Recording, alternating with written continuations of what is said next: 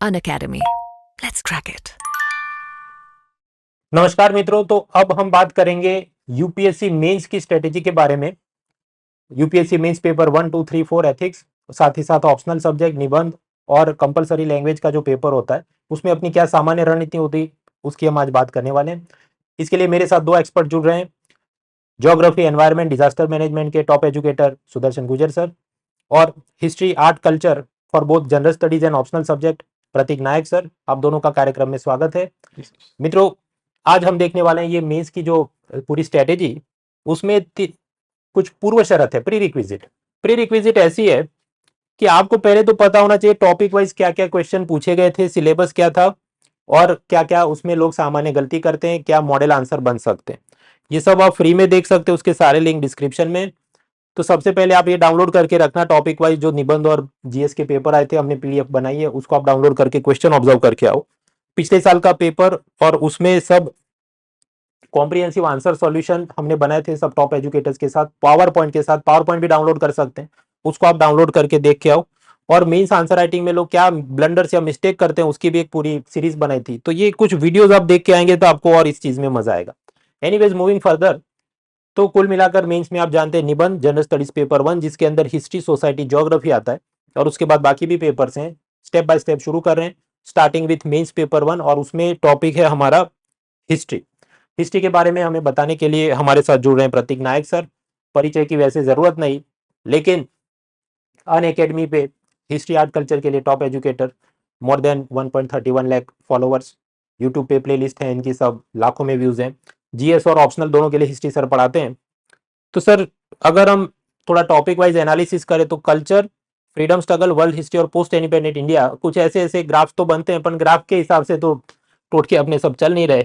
तो हालांकि प्रश्नों की चर्चा करें, एक बाय वन चलते हैं। तो कल्चर से सर शुरू कीजिए, कुछ प्रश्न जो पूछे गए थे, क्या रणनीति होनी चाहिए। सर दो तीन चीजें हैं। सर देखिए, एंशियंट और मिडिवल इंडिया की पॉलिटिकल हिस्ट्री तो यूपीएससी पूछता नहीं है। अब ऑब्वियस है कि प्रीलिम्स के सिलेबस के अंदर पॉलिटिकल हिस्ट्री के सवाल आएंगे, पर मेंस के अंदर उसने स्पेसिफिक लिखा है Indian history and culture and heritage from ancient to modern India, इस प्रकार की, including art and culture, architecture and literature. तो उसी के ही इर्द गिर्द आपको यहाँ से पूछे गए हैं। जैसे आर्किटेक्चर हो गया है, मिडिवल एरा का आर्किटेक्चर हो गया, एंशिएंट एरा का आर्किटेक्चर हो गया, टेम्पल आर्किटेक्चर हो गया, रॉकेट आर्किटेक्चर हो गया, केव आर्किटेक्चर हो गया है, स्कल्पचर आर्ट हो गया है। स्कल्पचर आर्ट के अंदर गांधार मथुरा स्कूल के ऊपर पूछ दिया एक बार, तो इस बार पूछा कि लायन और बुल का इंपॉर्टेंस क्या है इंडियन हिस्ट्री के अंदर, ये बता दीजिए प्रिसाइसली इंडियन आर्ट फॉर्म के अंदर कि कहाँ कहाँ देखा जा रहा है। अब ये कोई सामान्य बुक में तो दिया नहीं है, पर आप समझने की कोशिश करिए कि अगर आपने इसको पढ़ा है तो अशोकन स्कल्पचर से लेके इंडिया की जितने गॉड्स एंड गॉडेसेस है उनमें कहीं ना कहीं वाहन के रूप में लायन और बुल का उपयोग होगा। इसके साथ साथ हम लोग ये भी कहते हैं कि हिस्टोरिकल फिगर्स के रूप में इनको माइथोलॉजी में भी कहीं ना कहीं या रिलीजियस पॉइंट ऑफ व्यू से भी पूजा जा रहा है। तो इस तरह के वेराइटी ऑफ एग्जाम्पल्स हमको लिखने पड़ रहे हैं सर। ओके, तो आज जो क्वेश्चन आ रहा है वो है रीडिंग बिटवीन द लाइन्स के पॉइंट ऑफ व्यू से। कोई एक टॉपिक आपको स्पेसिफिक बुक में नहीं दिखेगा, आपने पूरी पढ़ी होगी हिस्ट्री और कल्चर का एनालिसिस किया होगा, तो वहां से सवाल आएगा। जैसे आपको यहाँ पे पूछा गया है कि मिडिवल इंडियन टेम्पल स्कल्पचर्स उस पीरियड की सोशल लाइफ को कैसे दर्शाते थे, कि वे स्कल्पचर्स मंदिर के अंदर बनने वाले स्कल्पचर्स या मंदिरों पे मिलने वाले स्कल्पचर्स। क्योंकि आप देखिए कि उस पीरियड के अंदर अर्ली मिडिवल इंडिया में भरतनाट्यम जैसे डांस फॉर्म्स का ओरिजिन हुआ था। चोला पीरियड के अंदर टेम्पल्स के अंदर हमें देखने को मिलता है कि भरतनाट्यम के एविडेंसेस है, तो वो सोशल लाइफ को दर्शा रहा है कल्चर के पॉइंट ऑफ व्यू से। या ब्रॉन्ज के स्कल्पचर्स बनते थे नटराज के। ओके, तो ये दर्शा रहा है कि इनकी सामाजिक संस्कृति कैसे हुआ करती थी। मिडिवल इंडिया के अंदर रथ यात्रा का हमारे पास इमरजेंस हो रहा है, तो वी विल सी कि जगन्नाथ पुरी की रथ यात्रा हो रही है, तो सामाजिक लाइफ को दर्शाता है कि लोग फेस्टिवल सब। This is not given in single book sir. कहने की बात यह है कि कल्चर जो है वो बहुत ही वैरायटी ऑफ सब्जेक्ट से आ रहा है, थीमेटिक टॉपिक्स बहुत आ रहे हैं। एक बार पूछा कि how philosophy plays a very important role in the monument designing, मतलब एक मंदिर ऐसा शेप में क्यों है, गुफा के पीछे क्यों एक ऐसा विशेष आकार है, स्तूप का आकार क्यों गोलाकार है या अंडा शेप में क्यों दिया गया है, दैट इज द हेमिस्फेरिकल डोम। तो उसके पीछे एक दर्शन है, उसके पीछे का एक कारण है। तो इस तरह के सर सवाल आ रहे हैं। मेनली मेरा ये मानना है कि जिन्होंने थीमेटिकली हिस्ट्री को कोरिलेट किया होगा और उसके विषय के क्रक्स को पढ़ा होगा वो अच्छी तरह से लिख पाएगा। बाकी आप ये सोचोगे कि नगर और द्रविड़ टेम्पल्स के बीच में डिफरेंसेस बता दो, तो ये तो अब वो जमाना चला गया है सर यूपीएससी के अंदर से। दूसरा, लिटरेचर से बहुत सवाल आ रहे हैं। संगम लिटरेचर से सवाल आ सकता है, पर्शियन लिटरेचर से एक बार मिडिवल एरा में सवाल आ गया। मेरा एक्सपेक्टेशन है कि इस बार संस्कृत लिटरेचर से सवाल पूछ देगा कि प्राचीन भारत की संस्कृत लिटरेचर, उसमें राजाओं के बारे में तो लिखा गया है, कॉमन मैन के बारे में क्यों लिखा गया है, नहीं लिखा गया तो किसने नहीं लिखा है, तो उसकी सामाजिक जीवन के बारे में बताइए सर, है ना। तो कल्चर बड़ा वास्ट है, आपको रीडिंग बिटवीन द लाइंस करना है, प्रीवियस के क्वेश्चन को बेस बनाओ और उससे आइडेंटिफाई करें कि कौन से एरिया में डाइवर्ट हो रहा है सर। तो सर कोई बुक्स आप रेकमेंड करेंगे या? सर इसमें बुक्स में प्रॉब्लम यही है कि कोई एक बुक में कहीं इसका सीधा सीधा आंसर नहीं मिल रहा है, रियलिटी ये है सर। ओके, दो सवाल आपको जैसे ग्रेको रोमन कल्चर से पूछ दिया या विल फाइंड की गांधार मथुरा पूछ दिया तो सिंघानिया साहब की बुक में मिल गया या नई एनसीईआरटी में मिल गया, बट सब जगह पे तो नहीं मिल रहा है सर। ओके, स्टिल मैं ये कहूंगा कि आपने कल्चर के दौरान जो प्रीलिम्स में पढ़ा है उसमें से अंडरस्टैंडिंग बनाइए और ये क्वेश्चंस को अटेम्प्ट करिए, आप बेसिकली ब्रेनस्टॉर्म करना शुरू कर दीजिए। और दूसरा, करंट अफेयर्स के अंदर कहीं ना कहीं आ रहा है, कोई आर्टिकल्स डिस्कस हो रहे हैं, तो आप देखिए कि उसके रिलेटेड आप फॉर्डर कैसे कलेक्ट कर सकते हो, क्योंकि इसमें कोई स्टैंडर्ड प्रिस्क्राइब रेफरेंस बुक हमारे पास नहीं है जिस तरह के सवाल आजकल आ रहे हैं सर। ओके, उसके बाद मित्रों हम आगे बढ़े फ्रीडम स्ट्रगल। अब उसमें भी सर ये जो टाइप के प्रश्न पूछे गए, हाँ, ये फमाइंस के रिलेटेड है कि why there was a sudden spurt in famines in the colonial India in the mid 18th century, कि कंटिन्यूसली रिकरिंग फेमिन्स हुए, इतने सारे अकाल पड़े भारत के अंदर 18वीं शताब्दी के मध्य भाग के अंदर। अब this is not given in standard books, okay, but जैसे ग्रोवर एंड मेहता हो गई है जो ऑप्शनल के लिए पढ़ते हैं, उसमें फेमिन्स के रिलेटेड अलग से एक चैप्टर डाला हुआ है। उसमें हमें देखने को मिलता है कि कंपनी के आगमन के कारण कुछ कुछ मैनमेड रीजन और कुछ कुछ आर्टिफिशियल रीजन के कारण फेमिन्स आए थे। अगर आपने overall British economic impact on India पढ़ा होगा मॉडर्न हिस्ट्री के थ्रू, तो उसमें से आप थोड़ा बहुत लिख पाएंगे। मैं नहीं कहूंगा कि पूरी तरह से, क्योंकि आपको कंटिन्यूसली फेमिन्स की हिस्ट्री पता होनी चाहिए, 3 4 5 फेमिन, अपने फेमिन कमीशन के बारे में पढ़ा होगा। अब दिस इज द प्रॉब्लम कि इसमें अभी ये पिछली बार की कोई बुक्स में नहीं था हिस्ट्री में, जैसे स्पेक्ट्रम है या और कोई रेफरेंस बुक है। अब होगा क्या कि ग्रेजुअली बाकी सारे ये सवाल के बाद 2 पेजेस ऐड कर देंगे और फिर उसके बाद बच्चों को लगेगा कि भाई ये फलानी रेफरेंस बुक के अंदर आ गया है, बट प्रैक्टिकली आप देखेंगे तो उस पीरियड में नहीं था जब ये सवाल आया था। ओके, तो इस प्रकार के सवाल बहुत आ रहे हैं, थीमेटिकली लिंकेज के साथ है the economic impact of the British rule in India. फिर आपको सोचना पड़ेगा, हिस्ट्री को कनेक्ट करना पड़ेगा, वैसी कहानी आपको यहाँ से मिलेगी सर। ओके, ये इसका क्या सीन? जैसे ये है आर्मी क्यों जीत जाती है ब्रिटिश ईस्ट इंडिया कंपनी की, ओके ना, ये सवाल दिया गया है क्योंकि this is actually a very important topic of history कि why the British won in India sir, है ना। तो ये तो आप प्लासी टू पार्टीशन देख लीजिए, स्पेक्ट्रम देख लीजिए, बिपिन चंद्रा साहब ने इसके ऊपर डिस्कशन किया है। तो कुछ कुछ स्टैंडर्ड सवाल थे, कुछ कुछ स्टैंडर्ड सवाल नहीं भी थे सर। ओके, मॉडर्न हिस्ट्री में दूसरा एक तो सवाल गांधीयन पॉइंट ऑफ व्यू से आता है, रिवॉल्यूशनरी से आता है। आजकल तो वैसा सवाल आ रहा है कि गांधी नहीं होते तो भारतीय आजादी का आंदोलन कैसा होता। ओपिनियनेटेड क्वेश्चन सर ज्यादा पूछ रहा है सर। तो इसमें मतलब सर आप क्या कहेंगे? अपनी जो प्रीलिम के वीडियो में भी आगे बात चल रही थी कि Right, suppose what books you would recommend? इसमें सर मैं यही कहूंगा कि आपने जो स्पेक्ट्रम पढ़ी है या प्लासी टू पार्टीशन पढ़ी है, इधर ऑफ द बुक्स, उसको आप पढ़िए, but you see the previous question paper की कहां से सवाल निकल रहा है। जैसे मॉडरेट्स के ऊपर से एक सवाल बड़ा प्यारा है कि मॉडरेट सक्सेस रहे हैं या फेलियर रहा है, वो फेलियर रहे तो क्यों फेलियर रहे हैं, क्या उनको फेलियर मानना जरूरी है। आजकल सर हिस्ट्री में ओपिनियनेटेड सवाल बहुत आ रहे हैं, तो इस तरह से हमको हिस्ट्री को एनालिसिस करना पड़ेगा। जो आपने पढ़ा है उसका एनालिसिस करिए। स्वदेशी मूवमेंट की इंपैक्ट भारत के ऊपर कैसी रही, कर्जन ने जो रिफॉर्म्स किए या कर्जन ने सो कॉल्ड भारत के बंगाल का पार्टीशन किया, उसके कारण नेशनल मूवमेंट के ऊपर कैसी इंपैक्ट पड़ी। तो इंपैक्ट सेंट्रिक सवाल आपको पूछ रहे हैं, रीजन सेंट्रिक सवाल पूछे जा रहे हैं।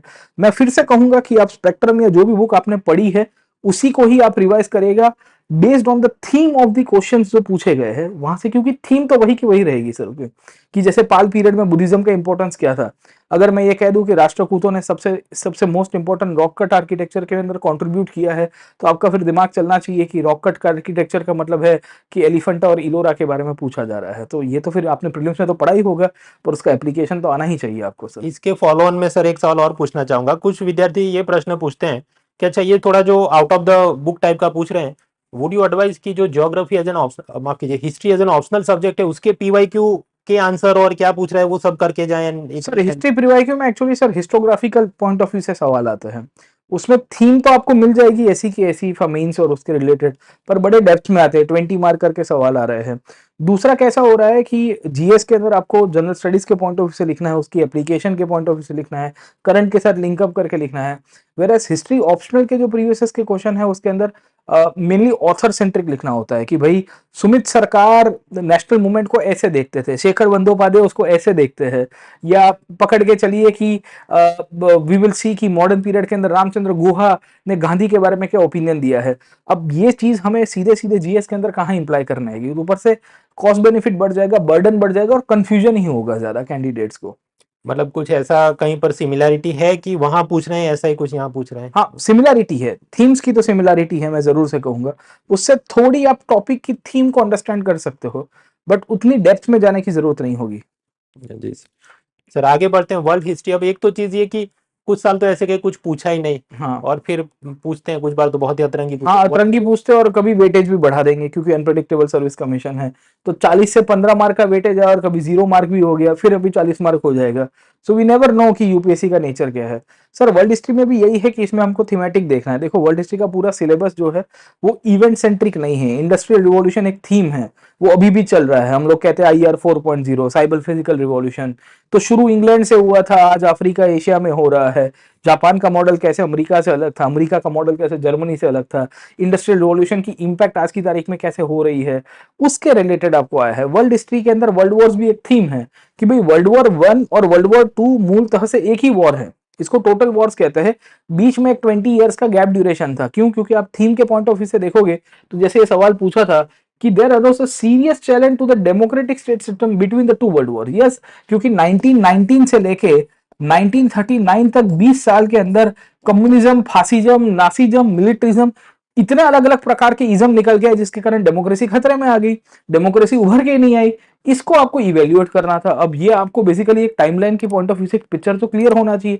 जब आपने पीरियड को पढ़ा होगा अच्छी तरह से, अलग अलग टॉपिक्स को कवर किया होगा, तब जाके आप ये आंसर कर पाएंगे। अब this is given in books like Arjun Dev और this is given in the NCERTs as well, है ना, ओल्ड एनसीईआरटीज है या स्टैंडर्ड रेफरेंस बुक है, बट इसको आपको थीमेटिकली आना चाहिए, ना कि फैक्चुअली सर। तो मतलब यहाँ पर कुछ लोग बोलते हैं, वो मेरे ख्याल से जैन एंड माथुर वो कुछ बोलते हैं। नहीं सर, स्वादे Jain and Mathur is for the optional students, बहुत ही वास्ट बुक है। 2 क्वेश्चन के लिए। एक टीचर के रूप में मैं विद्यार्थियों का भविष्य नहीं बिगाड़ना चाहूंगा, रियलिटी कह रहा हूँ। अर्जुन देव साहब की किताब आती है ओल्ड एनसीईआरटी, उसी को ही कोई प्राइवेट पब्लिशर ने फिर से रीपब्लिश किया है। आप उसमें से सिलेक्टेड टॉपिक्स कर सकते हो, उसमें कोई दिक्कत नहीं है। और कुछ कुछ टॉपिक्स के लिए आपको एनसीईआरटी मिल जाएगी, उसके अंदर से भी आप ओल्ड एनसीईआरटी से भी कर सकते हैं sir. Then sir, post independent India में तो कुछ खास सवाल पूछे ही नहीं, इसलिए Right. सैंपल में मैं डाल नहीं पाया, but what should be the way for it? Sir post independence में कैसा है कि इमीडिएट चैलेंजेस इंडिया को है। जैसे पिछली बार आया कि प्रिंस स्टेट्स के इंटीग्रेशन में क्या क्या चैलेंजेस इंडिया फेस कर रहा था। नेक्स्ट टाइम आएगा कि वल्लभ भाई पटेल का रोल प्ले कर दीजिए कि इंडिया के इंटीग्रेशन में क्या था। तीसरी बार आपको पूछा जा सकता है कि इंडिया के अंदर सेपरेटिज्म, रीजनलिज्म, जो जीएस पेपर 1 का ही टॉपिक है क्योंकि वो पोस्ट इंडिपेंडेंस के साथ जा रहा है। Regionalism in India, the issues related to communalism in the post independence, it's part of the GS, ये पोस्ट इंडिपेंडेंस का ही है, उसको आप सोसाइटी के साथ मत डील करिए। क्योंकि son of the soil movement, जैसे एक साथ द्रविड़ नाडु का मूवमेंट है कि भाई तमिलनाडु के अंदर होने की शुरुआत हुई, पेरियार और जस्टिस पार्टी का इमरजेंस हुआ, डीएमके बन के आई, तो वो son of the soil movement क्या था? वो रीजनलिज्म का मूवमेंट था। तो वहां से सवाल सर आजकल आ रहा है। आपको पूछा जा रहा है कि भारत में लिंग्विस्टिक स्टेट्स का जो फॉर्मेशन हुआ, क्या भारत के द्वारा या भारत के लिए अच्छा रहा है या नुकसानदायक रहा है? अब this is question of regionalism, but this is actually given in post independence history. क्योंकि 1956 से जिस प्रकार का स्टेट्स रिऑर्गेनाइजेशन हुआ, तो आपको इंडिया की जर्नी देखनी है। लैंड रिफॉर्म्स हुए हैं तो कैसे हुए, जैसे आपके सब्जेक्ट के अंदर भी सर डील होता है, वैसे ही यहाँ भूदान के ऊपर आपको पूछ दिया गया था। पोस्ट इंडिपेंडेंस में इंडिया ने फॉरेन पॉलिसी में किस तरह से टैकल किया है, हमने लड़ाई या लड़ी, तो नेहरू की फॉरेन पॉलिसी के अंदर नाम का इंपॉर्टेंस क्या है, जो जीएस पेपर 2 में भी बच्चे पढ़ते हैं। पर हिस्टोरिकल सेंट्रिक पूछना चाहिए आपको, उसके रिलेटेड आपको देखना पड़ेगा सर। इधर सर वो बिपिन चंद्र की इंडिया ने आफ्टर इंडिपेंडेंस नहीं जारी की थी, उसमें सर सिलेक्टेड चैप्टर्स करिए। मैं कहूंगा कि जैसे लैंड रिफॉर्म सेंट्रिक है, इकोनॉमिक पॉइंट ऑफ व्यू से, क्योंकि उसमें भी आजकल सवाल ये आ रहा है कि वर्ल्ड हिस्ट्री और पोस्ट इंडिपेंडेंस इंडिया को सवाल पूछा। एक बार सवाल पूछा कि रशिया, मतलब यूएसएसआर बन गया था, उसने, लेनिन ने न्यू इकोनॉमिक पॉलिसी 1921 में लागू की, उसकी पोस्ट इंडिपेंडेंस इंडिया के साथ क्या रेलेवेंस है? इंडिया ने भी ऐसी पॉलिसी, क्योंकि हमने मिक्स्ड इकोनॉमी लगाई थी। तो अब वैसे कंपैरेटिव सवाल आ रहे हैं यहाँ से और यहाँ से इकट्ठा करके। अब दोनों पढ़े होंगे, अच्छी खासी कनेक्टिविटी लाई होगी। तो जैसे आपने कहा ना कि सर एक अच्छा फिल्म एक्टर बनने के लिए पहले एक्टिंग आनी चाहिए और पूरा का पूरा आपको मसाला आना चाहिए, उसके बाद ही आप घुड़सवारी सीख सकते हैं। यहाँ भी यही कहानी है कि आप पूरा की पूरी कहानी सीखो, तब जाके आपको समझ में आएगा। इसमें politics politics in India since independence करके एक किताब है एनसीईआरटी की, पॉलिटिकल साइंस की, उसमें से भी सिलेक्टेड टॉपिक सर हम करेंगे तो समझ में आएगा। जैसे इमरजेंसी है, इमरजेंसी अच्छी रही कि बुरी रही भारत के लिए, उसके क्या क्या प्रॉब्लम्स रहे थे सर, इस तरह से। जी सर। मित्रों, जो मैंने आपको आगे बताया, प्रतीक सर जीएस के लिए भी हिस्ट्री पढ़ाते हैं और ऑप्शनल सब्जेक्ट के लिए भी पढ़ाते हैं। और जैसे सर बता रहे थे कि ऑप्शनल सब्जेक्ट की जो हिस्ट्री है उसके कुछ थीम्स, क्वेश्चन वो जनरल स्टडीज में भी रिपीट होते हैं। तो उन सबके पिछले इतने सालों के ट्रेंड को देखते हुए उन्होंने करीब 50 ऐसे टॉपिक्स की एक लिस्ट बनाई है कि जो उनको लगता है कि थोड़ा मतलब वो पढ़ेंगे तो उपयोगी होगा। इधर हम लोग वो सब शेयर बाजार की गैस मास्टर गिरी वो यूट्यूब वाले कुछ लोग चलाते हैं, हम नहीं चला रहे हैं। दिस इज कॉम्प्रिहेंसिव स्ट्रक्चर कि इतना पढ़ोगे तो कुछ ना कुछ तो मिल ही जाएगा उसमें। एग्जैक्टली। और ये ऐसा नहीं कि प्रिडिक्ट कर रहे हैं, he is going to teach this topics including जो भी उसके पावर पॉइंट नोट्स हैंडआउट सब बनेंगे। राइट सर ये पूरी जो लिस्ट बनाई उसके बारे में कुछ हम बताइए। सर, ये लिस्ट है, मतलब मैंने टेंटेटिवली डाली हुई है। जैसे कि एक टॉपिक है कि इंडियन कल्चर आउटसाइड इंडिया किसने फैलाया, क्यों फैलाया, आज के साउथ ईस्ट एशिया के अंदर भारतीय संस्कृति का कितना प्रभाव देखने को मिल रहा है, तो उसके पीछे कौन से कारक रिस्पॉन्सिबल थे, फैक्टर्स रिस्पॉन्सिबल थे, किस तरह से फैला है। भक्ति मूवमेंट के बहुत सारे वेरिएशन है। चैतन्य महाप्रभु के ऊपर सवाल आया, एक बार सवाल आया भक्ति लिटरेचर की डिस्कशन कीजिए कि इंडियन सोसाइटी को कैसे इम्पेक्ट कर रही है। अभी इस बार मैं कराने वाला हूँ भक्ति मूवमेंट इन महाराष्ट्र, कि भक्ति मूवमेंट इन महाराष्ट्र अलग था फ्रॉम द भक्ति movement in northern part of the country. भक्ति मूवमेंट के अंदर ही और भी वेरिएशंस है, क्या भक्ति मूवमेंट और सूफीज्म के बीच में सिमिलरिटी है, डिफरेंस है। तो इस प्रकार के एनालिटिकल टॉपिक्स हम लोग करेंगे सर। ओके, तो बहुत सारे 50 से अधिक है। एंशिएंट मिडिवल की कल्चर का पार्ट, आर्ट एंड कल्चर पूरे comprehensively, modern history, world history और पोस्ट इंडिपेंडेंस, इसके 50 से ज्यादा टॉपिक्स को मैंने शॉर्टलिस्ट किया है। इसके ऊपर मैं क्यूपी कराऊंगा। और ये तो आपने अच्छा टॉपिक पढ़ा, इंडियन कल्चर आउटसाइड इंडिया। तो ये तो ऐसी चीजें निबंध में भी कुछ जगह लिख सकते हैं, सॉफ्ट डिप्लोमेसी में भी यूज कर सकते हैं। सर हिस्ट्री का फायदा ये है कि पिछले 2 साल के ऊपर से निबंध आ रहे हैं। एक पूछ दिया कि history is a series of victory of scientific man over romantic man. तो मूलतः से एनलाइटनमेंट के साथ और इतिहास में वही जीता है जो साइंस को बढ़ावा दे रहा है, बाकी जो ख्यालों में रहते वो कभी इतिहास नहीं बना पाए। दूसरा एक आया हिस्ट्री रिपीट्स इटसेल्फ। आप अगर पूरी भारतीय इतिहास को देखोगे कंटिन्यूअसली, इंडियन हिस्ट्री के अंदर, वर्ल्ड हिस्ट्री के अंदर कंटिन्यूअसली प्रॉब्लम्स ही है, एक ही एक गलतियां दोहराई गई है। तो निबंध में भी बहुत काम में आएगा सर। बिल्कुल सर। तो साइंटिफिक मैन बनना है, बाबू सोना मैन नहीं बनना है। स्ट्रक्चर तरीके से तैयार करिए सर ने जैसे जो सब चीजें आपको बताई उसके लिए भी। और सर के अभी नए अलग अलग कोर्सेज भी आ रहे हैं, उसका फायदा उठाइए। आगे बढ़ते हैं तो नेक्स्ट टॉपिक आता है मेंस के अंदर सोसाइटी के बारे में। और प्रतीक सर इसकी भी हमारे साथ चर्चा करेंगे। तो सर ये जो सोसाइटी टॉपिक है वहां पर ये religion, region, empowerment, poverty, population, globalisation, women, urbanisation, जो प्रश्न पूछे गए मैं आपको बताऊं कि अर्बनाइजेशन में जैसे tyre 2 cities and middle class उभर रहा है, या हैदराबाद वगैरह सिटीज, तो कुछ तो ऐसा आता है कि जो फ्लड्स और डिजास्टर मैनेजमेंट करंट अफेयर्स के साथ भी कवर हो रहा है। कुछ आता है जो इकोनॉमी टाइप का, जैसे विमेन पर गिग इकोनॉमी का क्या पॉजिटिव नेगेटिव असर रहा है। फिर ग्लोबलाइजेशन इम्पैक्ट के नाम पर वर्क फ्रॉम होम और बिटकॉइन की भारत के समाज पर क्या असर हुई है, से लेके फिर जो जनरल टॉपिक्स होते हैं जो एनसीईआरटी वगैरह से निकल के आए, tribal community, pluralism, secularism, sex का मतलब। So sir what is the way forward? Sir इसमें 2-3 चीजें है। एक तो आधा सोसाइटी का पोर्शन जो पोस्ट इंडिपेंडेंस इंडिया जैसे रीजनलिज्म, कम्युनलिज्म वाला पार्ट है उसमें कवर हो रहा है। वुमेन सेंट्रिक इश्यू और जो उसका स्टैटिक पोर्शन है वो सोशियोलॉजी या सोशियोलॉजी की एनसीईआरटी आती है जो इंडियन सोसाइटी के साथ जुड़ी हुई स्टैंडर्ड 11-12 की, उसमें से बेसिक आपको समझ में आएगा। बच्चों को जिसने नहीं पढ़ा हो उसकी एप्लीकेशन इनको करंट के साथ करनी पड़ेगी, क्योंकि अभी जो चल रहा है, ऐसे फॉर एग्जांपल कोविड की इम्पैक्ट है ना, यहाँ ये पूछ दिया था वर्क फ्रॉम होम की इम्पैक्ट इंडिया के सोशल लाइफ के ऊपर क्या हो रही है। प्रैक्टिकली देखोगे तो मैं खुद वर्क फ्रॉम होम कर रहा हूँ, तो वर्क एंड होम के बीच में कैसे बैलेंस किया जा रहा है, तो हमने तो इसको फील किया था सर, है ना। ये क्वेश्चन देखने के बाद आई रियलाइज दिस पार्ट कि what is the impact. Okay, अब this is being felt by everyone over here. Okay ना, समझे कि भाई किस किस तरह से। तो मूलतः से इसके ऊपर बहुत सारे आर्टिकल्स हमको देखने को मिलेंगे। ईपीडब्ल्यू हो गया है, ईपीडब्ल्यू के अंदर आर्टिकल्स आ रहे हैं, करंट अफेयर्स के न्यूज़पेपर्स, खास करके सर ये जो टॉपिक्स है ग्लोबलाइजेशन की impact on the Indian society, how elderlies are getting affected, how the young children are getting affected, globalization one way two way अलग अलग प्रकार से हो रहा है। तो इंडियन सोसाइटी के अलग अलग एस्पेक्ट्स है, जैसे किसानों के ऊपर क्या अफेक्ट हो रही है, तो इस तरह से आपको सवाल आ रहा है। ट्राइबल कम्युनिटी कैसे अफेक्ट हो रही है सर। ओके, ट्राइबल कम्युनिटी को लेके ऑलरेडी वो हम लोग जो हिस्ट्री के अंदर पढ़ते हैं उसमें पढ़ते ही है कि how the tribal integration has taken place, है ना। ट्राइबल पंचशील करके एक पॉलिसी आई थी नेहरू जी के समय की, उसके बाद ग्रेजुअली हमने ट्राइबल सब प्लान की निर्माण की और बहुत सारी कहानियां हैं। तो उसके रिलेटेड हमने भारत सरकार ने क्या क्या प्रोविजंस किए हैं आज की तारीख में ट्राइबल अपलिफ्टमेंट को लेके, वैसे सवाल आ रहे हैं। क्यों मेन स्ट्रीम के अंदर नहीं आ पा रहा है, क्या क्या प्रॉब्लम्स आ रहे हैं। तो सर काइंड ऑफ वैसे क्वेश्चंस है which are mainly related to the current, but static आपका क्लियर हो जाना चाहिए। Okay, population centric, demographic dividend या डेमोग्राफिक डिजास्टर आज की तारीख में एक दो टर्मिनोलॉजीज यूज होती रहती है, तो हमें ये पता होना चाहिए। बाकी अर्बनाइजेशन है, अर्बन फ्लडिंग है, इश्यूज रिलेटेड टू अर्बनाइजेशन है, हमें सिटी प्लानिंग के लिए क्या क्या करना चाहिए। अब तो सर आजकल उसमें हिस्ट्री भी डाल रहा है ना कि इंडस वैली सिविलाइजेशन के सिटीज आज के स्मार्ट सिटीज का निर्माण में कैसे हेल्प कर सकते हैं, उसका उदाहरण दीजिए, वैसे सवाल आ रहे हैं। तो कंटेम्प्रेरी टॉपिक्स के साथ लिंकअप किया जा रहा है हिस्टोरिकल बेसिस को सर। ओके, तो वैसी है। बाकी सोसाइटी में अलग अलग समाज है, जैसे ये पूछ दिया कि pluralism, tolerance and assimilation are the key elements of making Indian secularism. Okay, तो मूल तरह से पूछा गया कि इंडियन सेक्युलरिज्म किस तरह से, उसके अलग अलग कीवर्ड्स है। ओके, तो what do you mean by the term pluralism, how the tolerance is very much important. Okay ना, समझे। तो you can give historical examples कि हम तो टॉलरेंट सोसाइटी थे, भारतीय समाज के अंदर जितने भी संप्रदाय है वो सर्वधर्म संभाव के मानते हैं, और अशोकन पीरियड से ही हमारे पास एविडेंसेस है। उसके पहले बुद्धिज्म, जैनिज्म, 300 से ज्यादा संप्रदायों का उदय हुआ। तो हमें बेसिकली इंडियन सेक्युलरिज्म को बेसिकली सोसाइटी के साथ लिंकेजेस के साथ लिखना है सर। ओके, तो इसके रिलेटेड करंट अफेयर्स के आर्टिकल्स और कहीं ना कहीं आपको जो सोसाइटी का जो बेसिक अंडरस्टैंडिंग है वो आप लिंकअप करोगे तो ये क्वेश्चंस को सर टैकल कर पाएंगे सर। और मित्रों यहाँ पर जो इकोनॉमी के सवाल है, कुछ तो कंटेम्पररी इश्यूज हैं, हाँ। और ये बिटकॉइन वगैरह असल में ideally they should ask it in GS paper paper 3। GS यहाँ 3 ऐसा कुछ और भी है, स्मार्ट सिटी के बारे में भी कुछ बार उन्होंने पेपर 1 में पूछा है। पूछ दिया। नीति आयोग का एस्पिरेशनल डिस्ट्रिक्ट प्रोग्राम वो पॉवर्टी हेल्प में कैसे मदद करे, ideally they should ask in paper 2, पर इधर पूछा है। Paper 3 but anyways it is part and parcel of the things. Right sir. तो तैयारी इसमें तो वही जो मंथली मैगजीन वगैरह आप देखते हैं, इकोनॉमिक सर्वे ने जो थीम्स आइडेंटिफाई किए वगैरह पे अपनी चर्चा चलती रहे।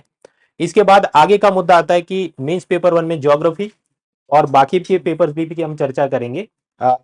ये चर्चा अपनी जारी है। यस मित्रों, तो हम लोग देख रहे थे मेंस की स्ट्रेटेजी, जहां अब तक हमने मेंस पेपर 1 में history, art, culture, society, world history, post independent India, ये सब देखा प्रतीक नायक सर के साथ। अभी हम आगे बढ़ रहे हैं और मेंस पेपर 1 में जो ज्योग्राफी पूछी जाती है उसकी पूरी रणनीति के लिए हमारे साथ मौजूद हैं सुदर्शन गुर्जर सर।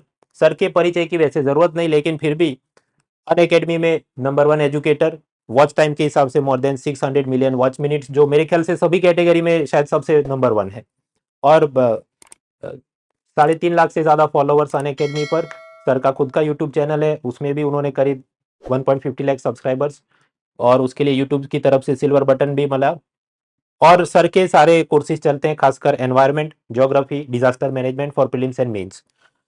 सर अब यहाँ पर मैं देख रहा था, जब हम बात करते हैं for geography for mains paper 1, उस सिलेबस के हिसाब से climate, disaster, physical, resource, industrial location वगैरह लिखा तो है, लेकिन जब पेपर निकाले, अच्छा प्राइमरी रॉक पूछा, वेदरिंग प्रोसेस, इस्थेमस, फिशिंग, तो मतलब कुछ पैटर्न निकल के दिखता नहीं तुरंत कि क्या पढ़ना है, कैसे पढ़ना है। नहीं, बहुत सर, मतलब आपने जो पूछा है ये एक लर्नर के दृष्टिकोण से ही पूछा है। लर्नर एकदम जब मेंस के पेपर ऑब्जर्व करेगा तो बहुत दिक्कत है, बट मैं कहूंगा एटलीस्ट पिछले 10 सालों का आपको एक बार पैटर्न देखना पड़ेगा, इसीलिए मैंने लर्नर्स के लिए थोड़ा काम आसान कर दिया है। सर मैंने ज्योग्राफी में कुछ थीम्स आइडेंटिफाई की हैं विद द टॉपिक्स, और कुछ ऐसी थीम्स भी मैंने आइडेंटिफाई की जो रिपीट होती है मेंस में। ठीक है, तो सबसे पहले इसमें जो पहली थीम है हमारी, जो पैटर्न है वो है फिजिकल ज्योग्राफी का। लगभग पिछले 5 से 10 सालों के अंदर 10 से ज्यादा सवाल आपको देखने को मिलेंगे जो डायरेक्ट आए हैं, कोई करंट अफेयर्स का ज्यादा रोल नहीं है।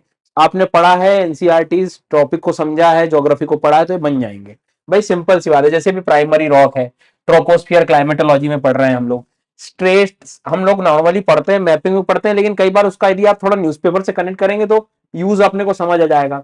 अब वोल्केनो कहाँ दुनिया में कहाँ आ रहे हैं, पहले आते थे कि दुनिया में वोल्केनो क्यों आते हैं, इस बार थोड़ा सा उन्होंने क्या कर दिया, करंट अफेयर बेस पूछ लिया था कि इस साल में कितने ज्वालामुखी का उद्गार हुआ वो बताओ। तो इनडायरेक्टली वो आपने प्रीलिम्स में भले ही क्वेश्चन ना आए, लेकिन प्रीलिम्स के लिए जो तैयारी करी थी, सारे वोल्केनोस पढ़े थे, वो अब यहाँ काम आ जाते हैं अपने को।